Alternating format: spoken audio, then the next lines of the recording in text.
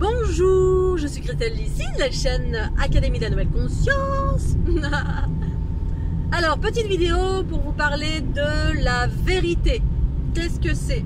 La vérité.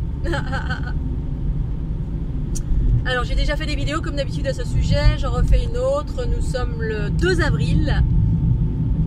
Et donc, comme d'habitude, si cette vidéo vous plaît, n'hésitez pas à mettre un petit pouce bleu. Je partage ma conscience et mes expériences. Chacun en fait ce qu'il veut. Ce qui veut dire que justement, ce que je partage, c'est ma vérité. Ça ne veut pas dire que c'est forcément la vôtre. Alors, une petite vidéo pour repartager à nouveau ce que c'est pour moi dire la vérité. La vérité pour moi, c'est la vérité de chacun, propre à qui je suis, mon expérience, ma conscience, mon point de vue, quel que soit ce que je vais exprimer, c'est toujours en lien avec qui je suis, ce que je vis, ce que je conscientise.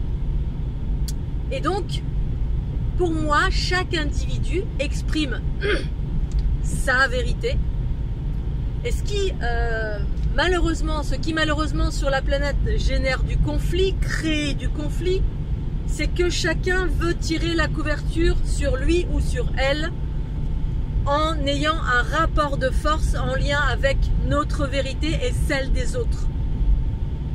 Pour moi, le patriarcat, c'est-à-dire quand on est dirigé par l'ego, qu'on soit un homme ou une femme, je le rappelle, j'ai une version du patriarcat qui est propre à qui je suis, parce que je définis chaque mot que j'utilise pour que justement vous sachiez de quoi je parle quand j'utilise un mot qui n'est pas forcément dans le dictionnaire ou qui n'a pas forcément la même expression qu'un individu lambda.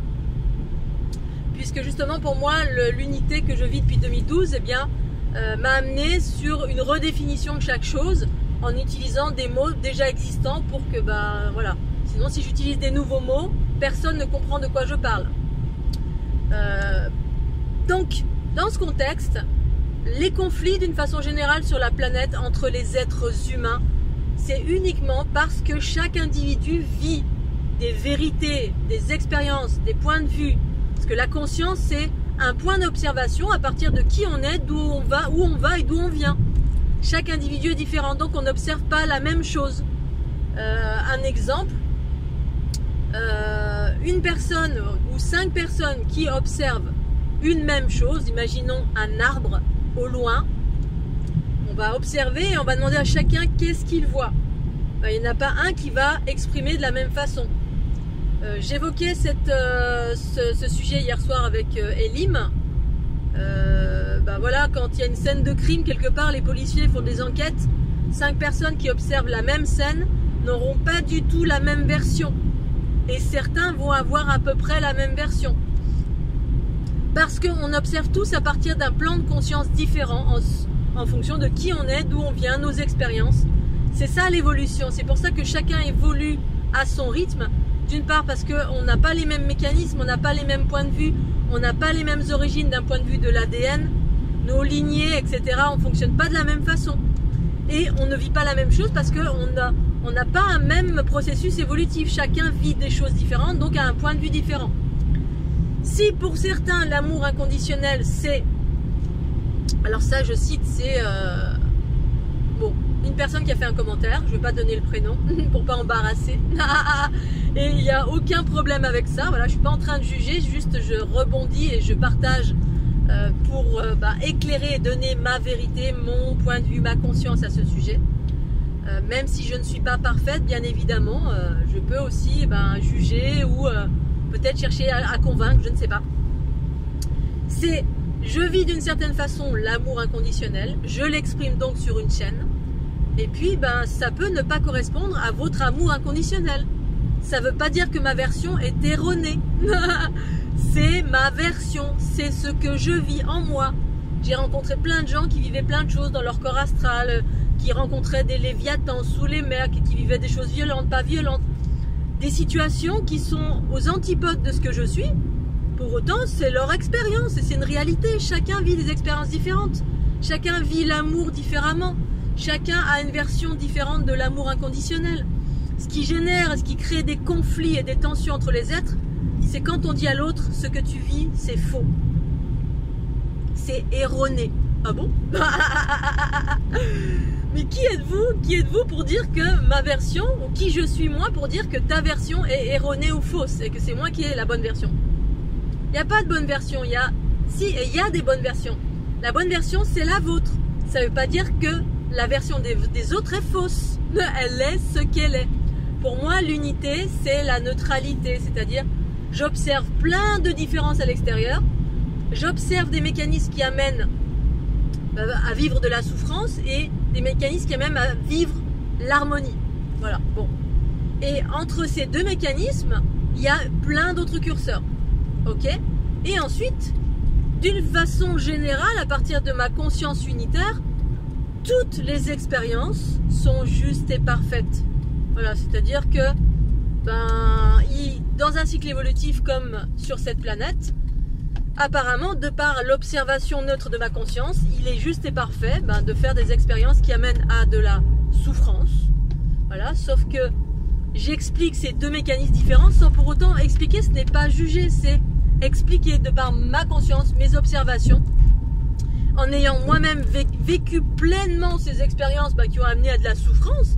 Voilà, l'ego, les blessures, les mémoires, bref, tout ce qui fait que on est vexé, on se sent abandonné, on se sent blessé à chaque instant, ou qu'on essaie de tirer la couverture tout le temps en disant mais non j'ai raison, oh, toi t'as tort, mais non c'est moi qui ai la bonne version, toi c'est erroné.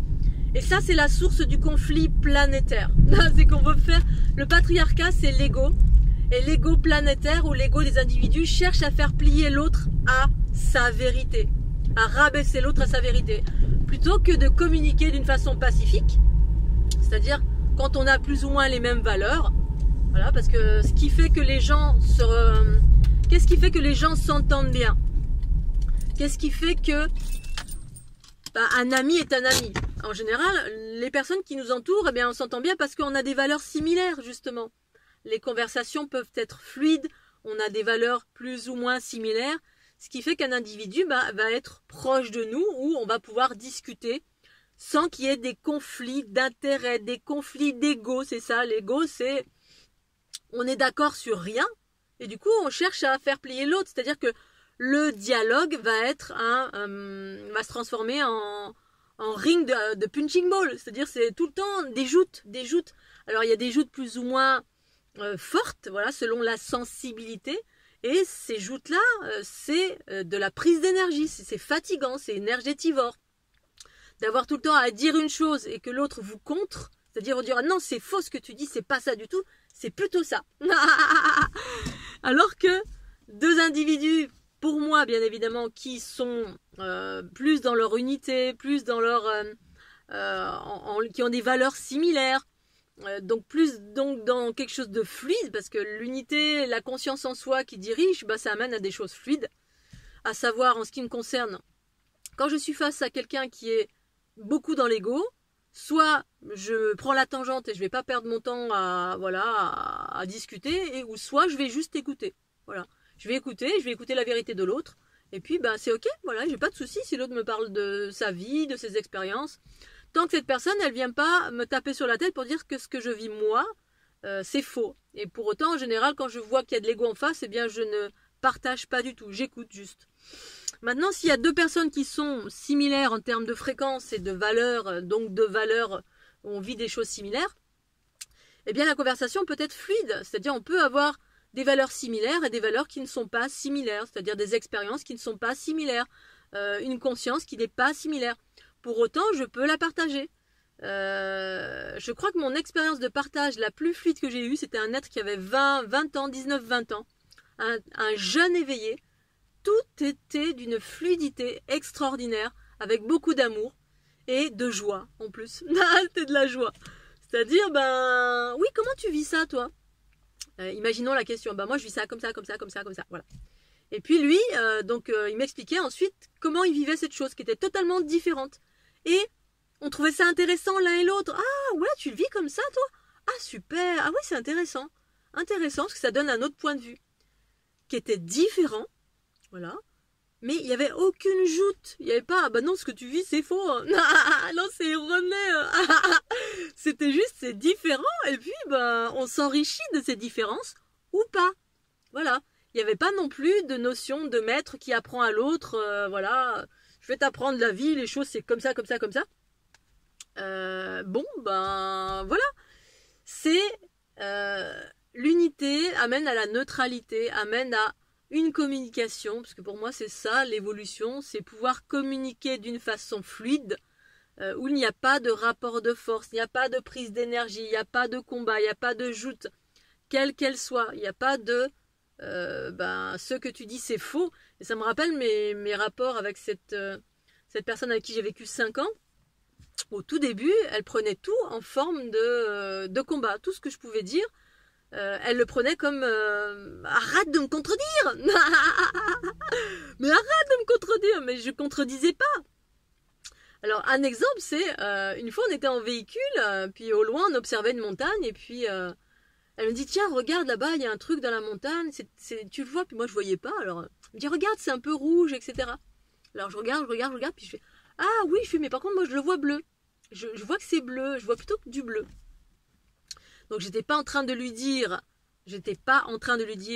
ce que tu vois c'est faux, mais elle l'a compris comme ça. Elle a compris comme ça parce que l'ego c'est ça, c'est qu'on se sent amoindri par la version d'une personne qui nous donne une version d'une même chose différente. Moi je te dis que c'est rouge, oui ok peut-être c'est rouge. J'ai dû donc lui expliquer pour calmer son ego qui s'est senti en fait en mode oh là là elle me contredit alors que moi je voyais les choses bleues et c'était une réalité, voilà. Je lui ai expliqué écoute y a pas de souci, je comprends que tu vois cette chose bleue et je le comprends, c'est-à-dire c'est tout à fait ok. C'est comme si t'es un daltonien, tu vois un feu qui est bleu, donc tu le vis comme étant du bleu, et puis moi je le vois rouge. Sauf qu'il s'agit effectivement de comprendre que, à un moment donné, que tous les êtres humains ne perçoivent pas du tout les mêmes choses, ne vivent pas du tout les mêmes choses de la même façon, ne viennent pas du même endroit. Bref, on est tous différents et pour autant ça ne veut pas dire qu'on contredit, ça veut dire qu'on a une vision différente des choses, comme les fameux 10 témoins qui vont voir une scène de crime et qui vont la décrire de 10 façons différentes. Et donc ces 10 vérités, elles sont ok. Alors si pour vous l'amour inconditionnel c'est c'est l'amour de l'autre au-delà de vous-même, c'est super, c'est cool. Mais ma version, si elle est différente de la vôtre, ça ne veut pas dire qu'elle est erronée. Donc merci d'enregistrer ça. Et puis si vous ne l'enregistrez pas, tant pis. En tout cas, j'ai voulu réexprimer. Non pas que ça m'ait vexé ni quoi que ce soit, mais hier soir, Elim, on a eu une petite... c'était un peu houleux la conversation. Et du coup, ça m'a donné envie, parce que je crois qu'il y a un truc dans l'air du temps, là, il y a quelque chose dans l'air. Il y a des réminiscences de quelque chose, d'ego qui s'infiltre quelque part, ou du karma, ou j'en sais rien. Bref, et pour la petite histoire, hier, c'est très très rare qu'Elim s'emporte. Et j'ai vu qu'il y avait quelque chose derrière qui faisait qu'il s'emportait, c'était pas lui, mais c'était un espace de lui non conscientisé. Il s'est emporté, mais presque fâché tout rouge. Moi, ça m'a presque fait pleurer tellement je me suis pris des projections hyper fortes dans mon plexus, dans la gorge, j'en ai pris de partout. Ça m'a déstabilisée. Et sur le coup, j'étais pas déstabilisée. Sur le coup, je rigolais. Je me suis dit, mais qu'est-ce qui t'arrive? On parlait calmement et soudain, il s'est emporté sur un sujet que j'évoque depuis qu'on se connaît, c'est-à-dire depuis le tout début, que j'ai exprimé en long, en large et en travers. Et qui m'a montré en fait des espaces d'Elim qui étaient voilés, que je savais, qui étaient cachés, qui étaient un peu voilés, et qui étaient c'était relativement violent, tout simplement parce qu'il n'était pas d'accord. Il disait non de ça. Alors on s'est parlé du patriarcat, du matriarcat. Alors beaucoup de personnes effectivement sont pas d'accord avec ce que j'exprime. Ça les fâche tout rouge parce qu'on se sent les hommes, les femmes au pouvoir, etc. Il n'y en a pas un plus que l'autre. Bref, on interprète avec nos propres curseurs, qui sont peut-être les curseurs qui sont dans le dictionnaire, ou les curseurs du mot patriarcat et patriarcat, les curseurs qui sont dans nos croyances, nos expériences, quels qu'ils soient. Et puis, on n'écoute pas l'autre, ou on n'entend pas l'autre, tout simplement. Alors que je pensais que Elim m'avait entendu pendant 3 ans ou 4 ans qu'on se connaît à faire des conversations toute la nuit pendant des jours et des jours. On a partagé et je sais que voilà, il a beaucoup questionné. C'est quelqu'un de très curieux. Il m'a beaucoup questionné sur tout ce que je suis. Et je pensais que c'était une information qu'il avait entendue, qu'il avait comprise et qu'il n'avait pas jugé parce qu'elle était différente de la sienne. Et là, 3-4 ans après, il me hurle dessus, il me s'emporte comme un ouragan. Oui, le patriarcat, le matriarcat, bref, il criait et sans que je puisse avoir la possibilité de m'exprimer. Voilà, il s'est emporté tout rouge et du coup, je suis tombée des nues en me disant mais qui c'est qu'en face de moi? Et voilà, c'était un espace d'élim qui n'était pas conscientisé et qui hier soir s'est emporté. Parce qu'il y avait un avis différent, mais j'ai pas eu l'occasion de m'exprimer. À la fin de la conversation, il m'a demandé de m'exprimer parce que ben voilà, il s'est calmé mais un tout petit peu. Il était très très très énervé. Et moi, étant complètement alourdie par toutes ces projections, que j'ai coupé la conversation, je dis écoute, on en reparlera demain. Là, j'avais plus la possibilité de parler tellement ça m'avait envoyé des projections de violence. Tellement elle était emportée, tellement j'ai rien compris. Enfin si j'ai compris, mais en même temps j'étais voilà, surprise par la violence de ses propos et qui s'emporte comme ça, comme un ouragan, parce que il avait une version différente et moi quand je l'écoutais, en fait on avait la même version, mais il s'est emporté tout rouge parce que le mot ne lui convenait pas. Ce mot ne lui convenait pas, voilà, comme certainement beaucoup de personnes sur cette planète, et quand bien même, ben voilà, les choses sont ce qu'elles sont. Nous sommes tous différents avec des versions différentes de chaque chose et je l'exprime en long, en large, en travers dans mes vidéos justement que je redéfinis un mot, il est ce qu'il est, hein, j'utilise le mot patriarcat, matriarcat et j'explique ce que j'entends par là à chaque fois pour que les gens ne s'offensent pas, ne se sentent pas offusqués et puis si on se sent offensé, ben on se sent offensé. Voilà, je peux rien y faire malheureusement, même si j'utilise tous les moyens possibles et inimaginables pour pas vexer, pour pas offenser, etc. Quand on s'exprime en public, eh bien, à un moment donné, forcément, on va vexer ou offenser quelqu'un, et ben, c'est le propre de la nature humaine.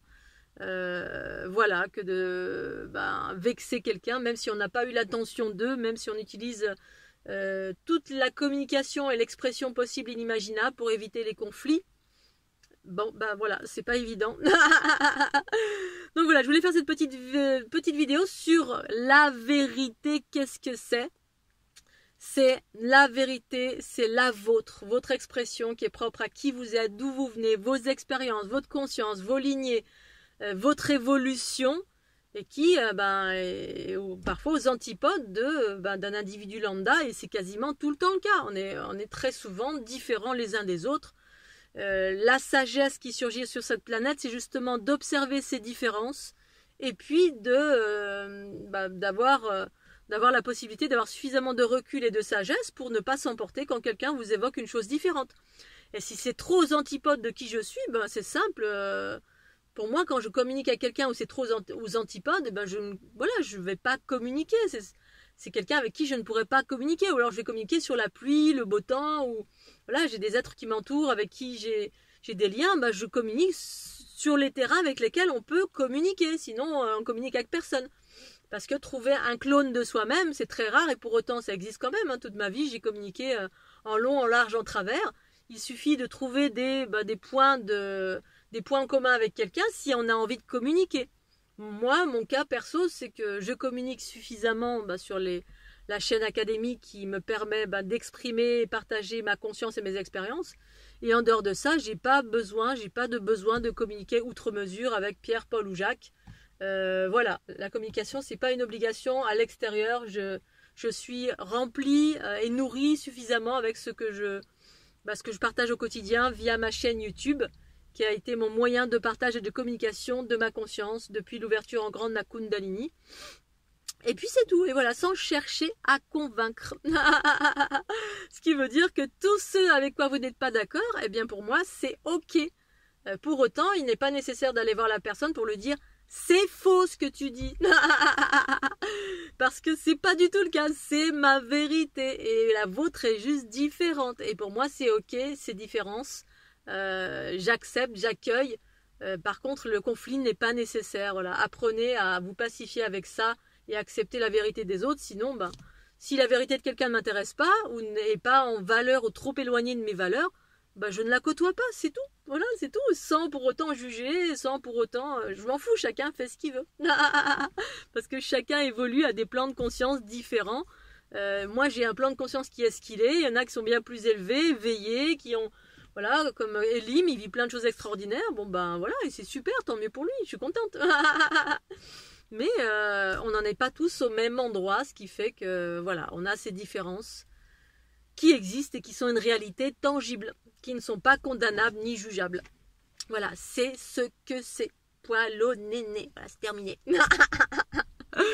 Allez, je vous fais les bisous, Scooby-Doo. Portez-vous bien, passez un bon week-end. Et puis, malgré les super nouvelles du moment. Bisous. Tchuss. Pensez au petit pouce bleu.